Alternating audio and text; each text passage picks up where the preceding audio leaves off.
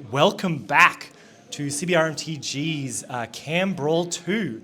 I'm joined here by Dylan Brown. How are you, Dylan? Yeah, look, not too bad. Not too bad. I mean, as well as I can be dropping last round. So. Yeah, it happens to the best of us, but you did a very valuable service of coming and joining in on the commentary. I'm glad you think so. We'll see how it goes at the end of this. We saw your deck actually in round 1, I think. You were on 2. Round Lovely. 2. Yeah, and you were on sort of Omnathi pile. Yeah, I messaged the Canberra guys. The way I play Highlander is I message them and I say, what won a recent tournament?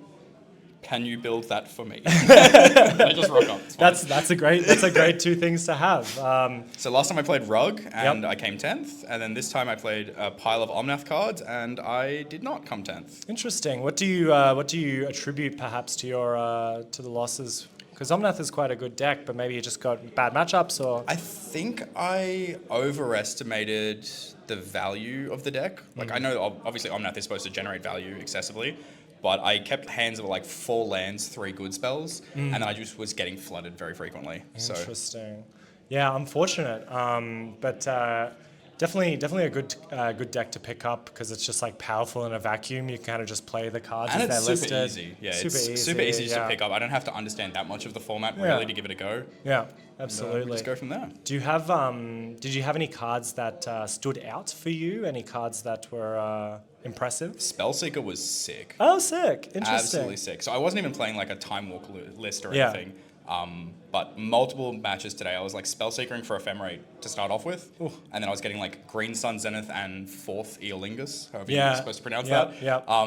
Just as like these are the value ways I'm going to win the game and keep generating advantage off this little 3-drop. Yeah. And I just really like Spellseeker as a card. It's the first time I've actually gotten to play with it in a format. Because Yeah, I mostly play nice. Modern. So. Yeah, nice. And it has seen a lot of play in Highlander, almost to the point where it becomes a one-pointed card, but it always dodges it, and the expensive pointed cards get further points for it. But it was really nice. We saw that Spellseeker loop in your game in match 2 where you just snapped off Ephemerate, and then what was next was just like completely up to you. It's kind of a more risky line, I suppose, because you're opening yourself up to removal. But we saw actually, I think in both times, you sandbagged the Ephemerate just so you could maybe do it in response to a removal spell or anything like that, and it worked out in your favor. I also did it in round, I think it was round 3 or round 4, where I got the Ephemerate, and then I was able to figure out what I needed to get based off what my opponent did. So I was like, okay, I can get Spell Snare off this, I can get Spell Pierce,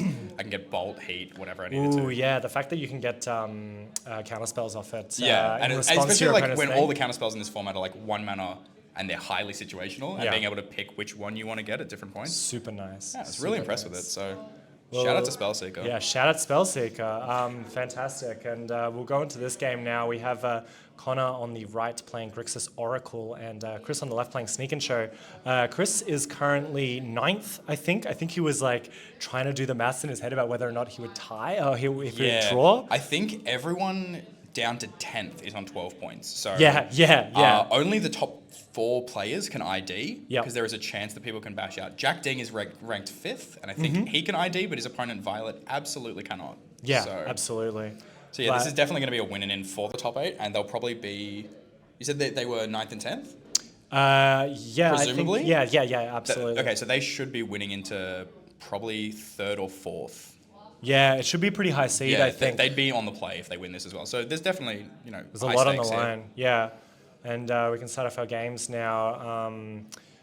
Jaden behind the scenes, fixing up our hand cans and getting us started. We have a Gataxian Probe here, spilling all the secrets of Connor's deck early in the game. I see a Taint Impact. I see a... Ball, Heat. Is that a Bowmaster's? Yeah, we see Bowmaster's, Heat, and then a couple of lands. Chris is going to frantically write that down, but cat's out of the bag on the very first turn of the game because Taint Impact not played in very many decks besides one. I mean, you can try, but we know where that's going. It was so funny. It was, I think it was actually just before Thassa's Oracle came out. There was like this lots of discussion in Highlander about whether or not we can put Tainted Pack down to 0 points. How foolish we were. Yeah, how foolish we were that they would just bring out a card that just completely hoses. But it's, very important. And Chris is going to use all that information to his advantage. He is playing like, it's Rug. And it's a very interesting sort of sneak and show list. Basic forest off the fetch as well. Yeah, interesting. He might be either preparing for a Blood Moon or perhaps even playing one of his own. Perhaps that was a secret tech that he's been doing. But he's pretty heavily reliant on those mana dorks in the early games because he's also playing a natural order package as well. Okay, I was wondering how many sneak and show effects he was going to have to make this actually worthwhile playing in Highlander. Yeah, we've seen it a little while ago in Melbourne with Michael Lethal Leslie playing a deck called Sneaky Breaky, but that was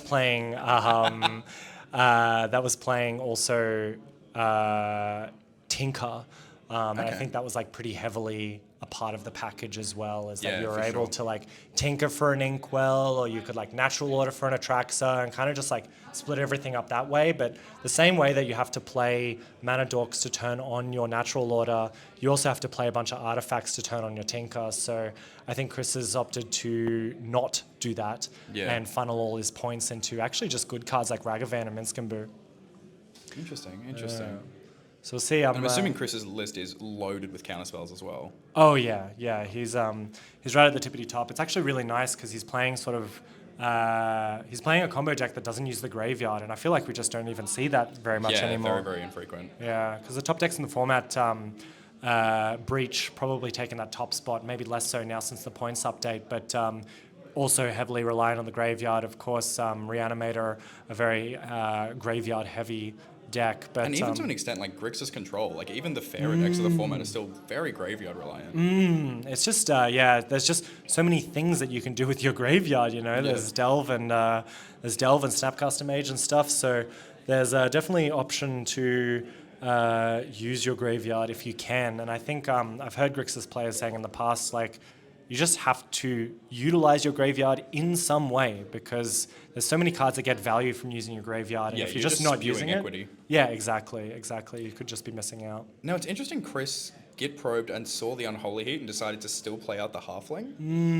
Maybe he says. I've got to say, he's got to have some other kind of dork there that's maybe higher impact, like something like a Deathrite Shaman, perhaps. The way he fetched out as well, it's like, I would dare say fetching for the basic. Yeah, I would dare say that he was like, my initial thought was like, oh, he's just preparing for that Ragavan, because I know that he has Ragavan in his list, at least he has had in the past. But turn one basic forest does not indicate that at all. No. And I think we're seeing him getting punished for this as well. Yeah. Just the one blue source that had to be fetched out as a shock land as well. Yeah. It's interesting. Perhaps he's missing the Volcanic Island in his list. Perhaps he's even playing 8 points. That looks like a Force of Negation as well, so we can't even hardcast Force because of this basic forest. Interesting. Yeah, it's kind of getting unfortunately wrecked by it a little bit. I think, but you see the Tainted Pact. You're like hoping that your opponent's not playing any Blood Moon effects. Perhaps he's just being extra cautious. But yeah, as you said, the Force of Negation in his hand kind of wasting away at the moment. Here comes the Orcish Bowmasters flashed in at the end of the previous turn. Just a dink, Chris for one, and Connor's happy to untap and get in for there for a little bit. Not necessarily Grixis Oracle's main game plan for winning, but it is providing quite a good distraction. Yeah, it's good pressure to put on as well. When you have to deal with the little dinky idiots that they're going to put in play before they actually start comboing, it starts to narrow down your opponent's resources. So. Yeah, absolutely. Bowmaster has been a really interesting addition to all of these all these like tempo-based decks and all these control decks. Just nice little distraction, as you said. It's for sure, and it's a removal spell quite often. You know? It's like it's funny how these spells like affect the format. Because it kind of just like makes your X1 slightly worse, and it's like the ubiquity of Bowmasters for the people who can play it, and it's a lot of people. And you already have to worry about Ren and 6 in this format as well. Yeah, exactly. For one toughness, so like Bowmasters as well is just another knife to the... Yeah, which I think maybe saw the rise for Delighted Halfling as a mana dork because it was an X2. So it looks like we've got dueling missteps over this Mystical Tutor. Yeah, it's, again, as you were saying before, these 1 mana or 0 mana in the case of Mental Misstep, like all these really conditional counterspells. I think Connor feels pressured to take the Mystical Tutor, whereas usually the goal is to, of course, take the thing that is tutored for. Yeah, exactly. And it's one of those things that, like, mental missteps, spell snare, they're so high impact when they hit. Yep. But when they rot in your hand, it's obviously, you take the opportunity when you can. Oh, yeah, absolutely. Absolutely. You don't want to take the risk. Especially because by this point in the tournament, Connor should know what Chris is playing, even without seeing his hand. Yeah. So he should understand that this Mystical Tutor is likely to get something like this show and tell. Yeah. Again, if he didn't know before, he knows now, because that Mystical Tutor... The jig is up. The jig is up. Show and tell is going to be put on the top of Chris's deck at the end of the turn. This is another recent depointing with Mystical Tutor, and Chris is taking full advantage of that by... putting show and tell on top, and I think if we're lucky, we have to dodge. Who do we have to dodge? We have to dodge Daze. Actually, we have to dodge. We know Mana a Leak. few of the cards in the hand, right? Yeah. We know there's a Tainted Pact in there. Oh yeah, rightly so. I think we've seen every other card. Okay, well, I think he's playing around Daze. Thankfully, he did get that extra land. I wonder if Connor's game enough to go for that Tainted Pact just to try and find some 1-mana counterspell for this. It can be really risky. I was going to say, I think that's too risky. It's definitely very risky, but Connor's thinking about it. The other option is... there also is the chance that Connor can just win the game next turn. That's true. It's Tainted Pact has a really high value in your hand, of course. Yeah. Anytime that you keep it in your hand, you're closer to comboing off. And I think... Ooh. Okay. Lots of thinking for what I believe to be a pretty easy decision. Tank. Obvious best play. You know what? Yeah, I'm going to counter the spell. But I think he actually has... I think Connor actually also has Thoracle in hand as well. Yeah, so if we're just looking at, one more land and then we can win the game immediately? Yeah, and if that's the way it is, then it could be a pretty short turn one, even though it was quite action-packed with... Lots of interaction happening on both sides. And if Chris isn't fighting it, it's a Lauren reveal to get the last land. This is really funny. This is like Lauren revealed, such a great card, incredible addition to the format.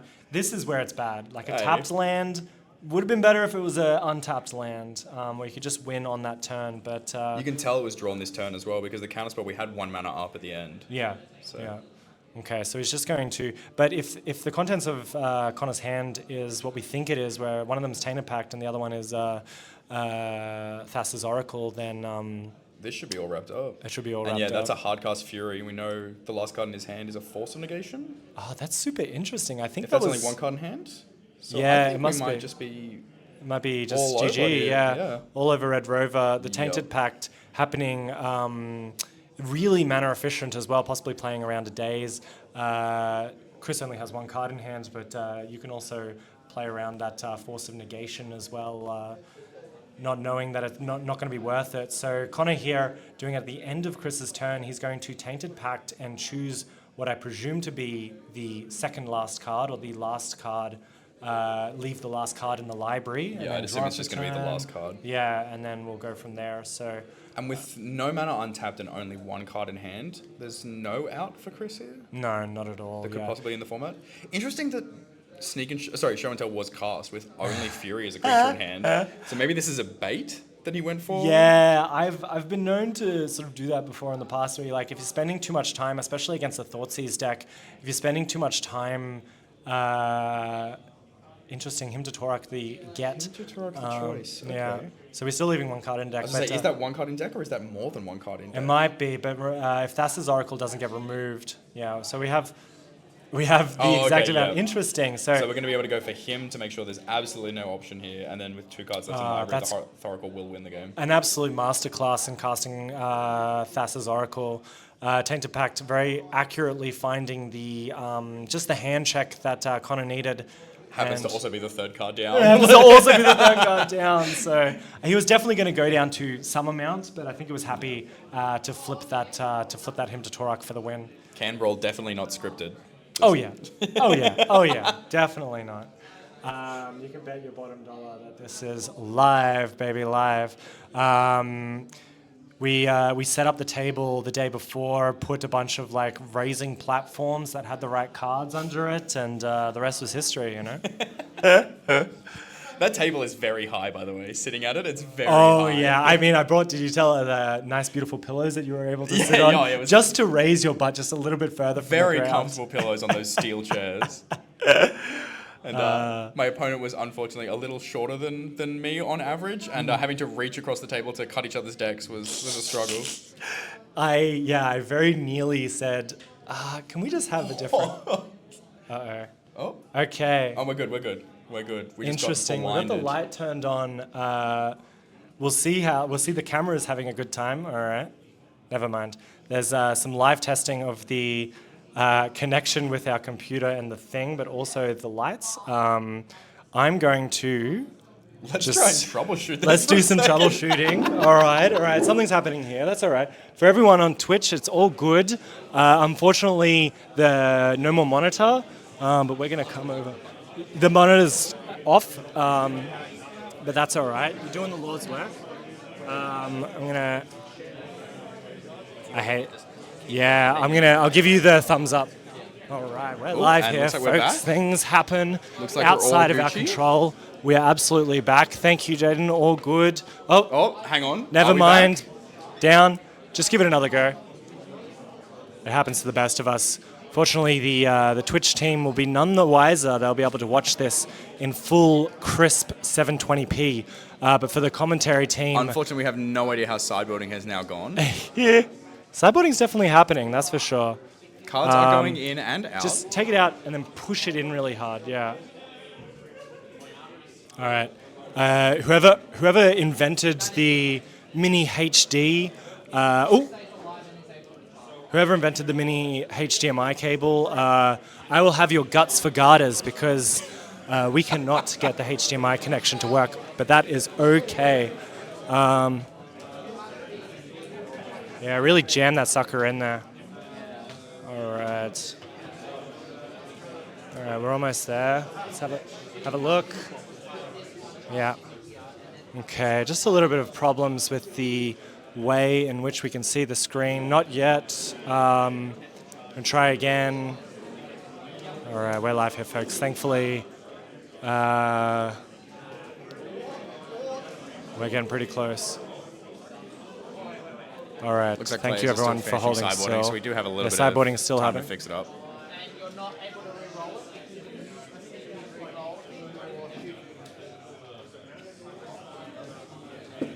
Okay.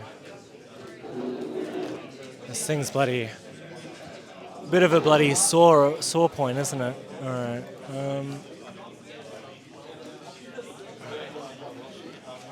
Okay. Technically...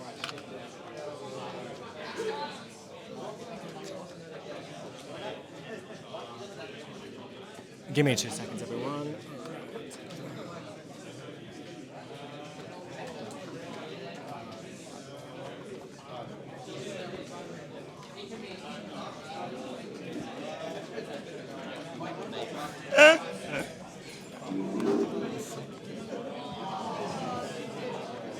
Really have to rifle in there. All right. Now I've just turned off the computer. I hope that's not. Start whenever. Yeah. Shit the bed. Now we're on. This is on.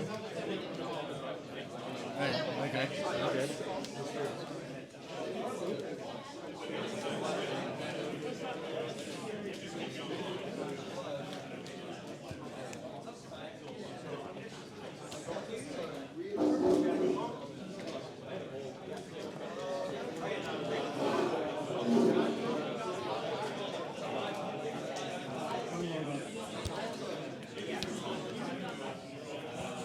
Alright, looks like the game is starting. Yeah, Cat Gamer, it is definitely a little toasty in here. Not as hot as you'd expect inside, but it's definitely still a room full of sweaty gamers, so it's a bit toasty there. Oh, looks like we're kind of back. Just in time for them to resolve mulligans.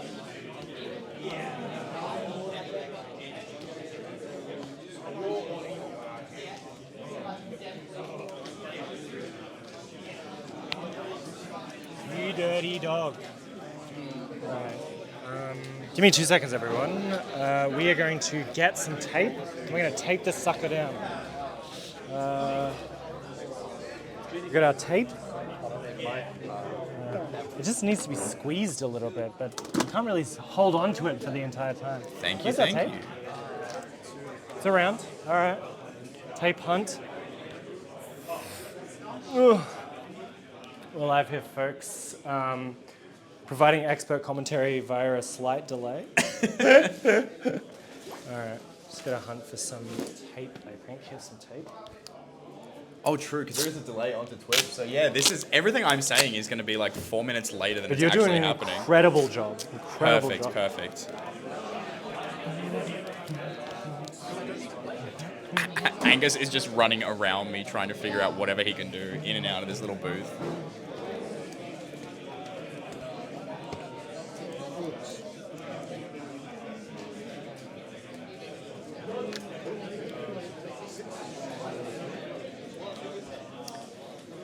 Dragon Raid's Channeler, a pretty impressive card for this kind of archetype where it wants to be able to pressure you to a point where you have to interact with it at some point, but it is also great for digging for your combo pieces, digging for exactly what you're looking for.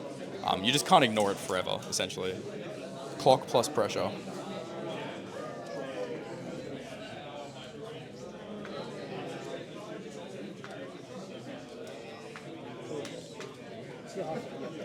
So adds diamond or adds 1 out of any color for legendary, and that's what I believe that's a Ledger Shredder as well. Yes, into Halfling.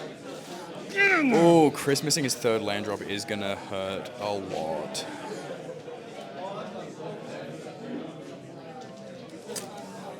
Really upsetting to see Chris's deck struggle so much mana-wise these last few games. Would have been very nice to actually see the deck firing on all cylinders.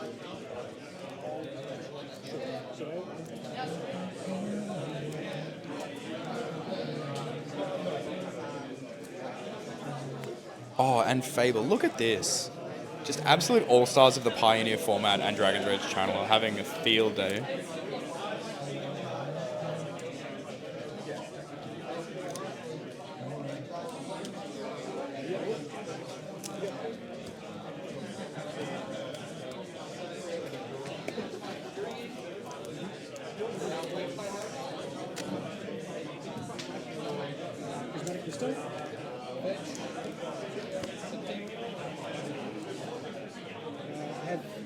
Yeah, 17. 19, you're 17? Yes.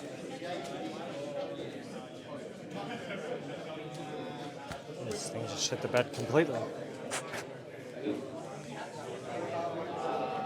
Whoever invented this, I'm gonna get him. I've never had it.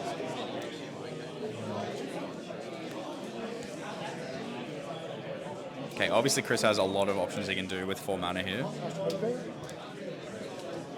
Struggling to see cards in hand to see what actually he has available, but...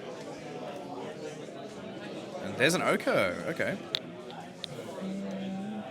Choosing not to cast it off the Halfling so they can hold back the Dragon to Channeler, which I agree with. I think it's dead.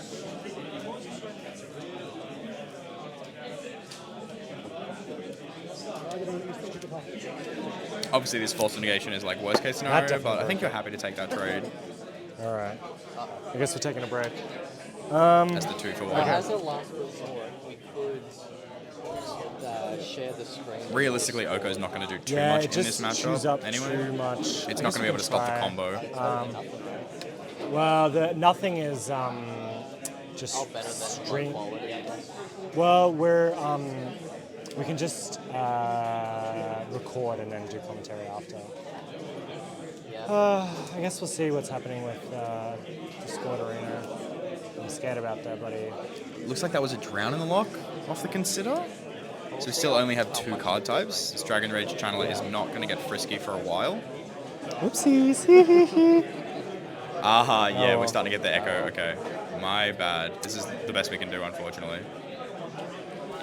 All right, Twitch viewers, we've unfortunately lost sight of the comms booth, and we blame the creator of the mini HDMI. So we're going to try and get back online soon, but for now we'll turn off our mics and try and figure this out. Thank you for your patience.